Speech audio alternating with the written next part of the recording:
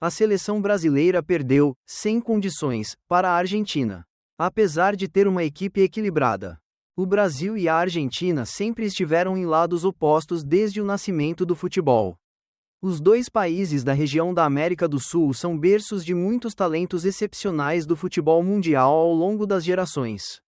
No entanto, a relação entre os dois sempre foi quente, e o confronto entre eles é chamado de Superclássico da América do Sul. O jogo de hoje também foi assim. O confronto teve 31 faltas e o árbitro principal teve que mostrar 10 cartões amarelos para advertir os dois lados.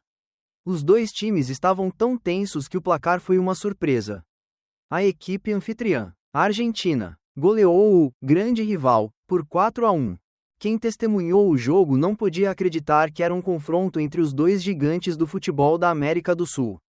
O jogo parecia ser entre a seleção do Vietnã e a seleção do Laos nas eliminatórias da Copa da Ásia de 2027. A Argentina demonstrou um nível de habilidade completamente diferente do Brasil. Apesar de a equipe brasileira ter alguns de seus principais jogadores ausentes e ter que jogar fora de casa. No entanto, o ataque brasileiro ainda contava com Rafinha, Vinícius e Rodrigo, então muitos pensaram que a Argentina teria dificuldades. Os confrontos recentes entre as duas equipes também foram muito disputados, com poucos gols, o que demonstrava o equilíbrio entre os dois lados. Mas o desenvolvimento do jogo foi uma surpresa para todos. A Argentina dominou completamente o jogo, enquanto a seleção brasileira parecia impotente. O ritmo do jogo era controlado pela Argentina, e o Brasil apenas seguia o ritmo do adversário. Na realidade, a Argentina não atacou muito.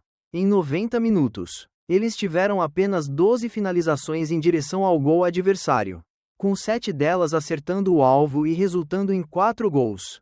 No entanto, a capacidade de controle do jogo da Argentina foi impressionante. Eles fizeram 527 passes, com uma precisão de 90%. A seleção brasileira perdeu, sem condições, para a Argentina. Apesar de ter uma equipe equilibrada, o Brasil e a Argentina sempre estiveram em lados opostos desde o nascimento do futebol. Os dois países da região da América do Sul são berços de muitos talentos excepcionais do futebol mundial ao longo das gerações. No entanto, a relação entre os dois sempre foi quente, e o confronto entre eles é chamado de Superclássico da América do Sul. O jogo de hoje também foi assim. O confronto teve 31 faltas e o árbitro principal teve que mostrar 10 cartões amarelos para advertir os dois lados. Os dois times estavam tão tensos que o placar foi uma surpresa. A equipe anfitriã, a Argentina, goleou o grande rival por 4-1. Quem testemunhou o jogo não podia acreditar que era um confronto entre os dois gigantes do futebol da América do Sul. O jogo parecia ser entre a seleção do Vietnã e a seleção do Laos nas eliminatórias da Copa da Ásia de 2027. A Argentina demonstrou um nível de habilidade completamente diferente do Brasil. Apesar de a equipe brasileira ter alguns de seus principais jogadores ausentes e ter que jogar fora de casa. No entanto, o ataque brasileiro ainda contava com Rafinha, Vinícius e Rodrigo, então muitos pensaram que a Argentina teria dificuldades.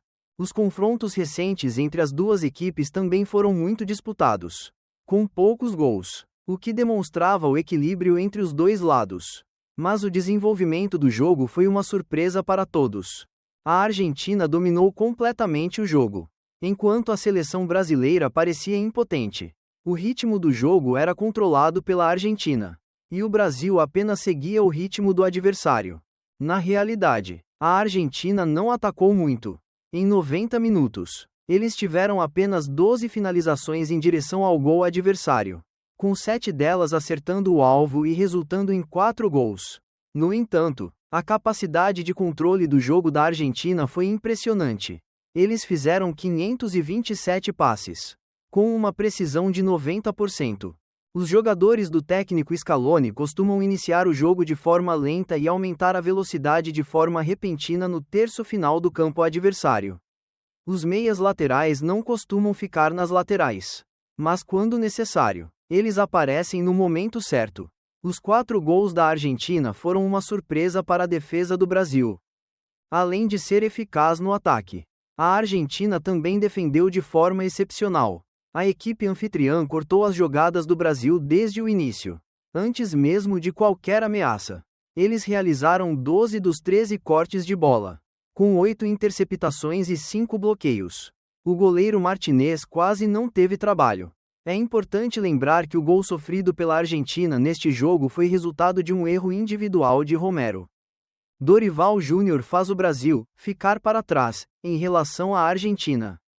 Desde que Dorival Júnior assumiu o comando da seleção brasileira, muitas pessoas expressaram preocupações sobre a experiência do técnico em competições de alto nível.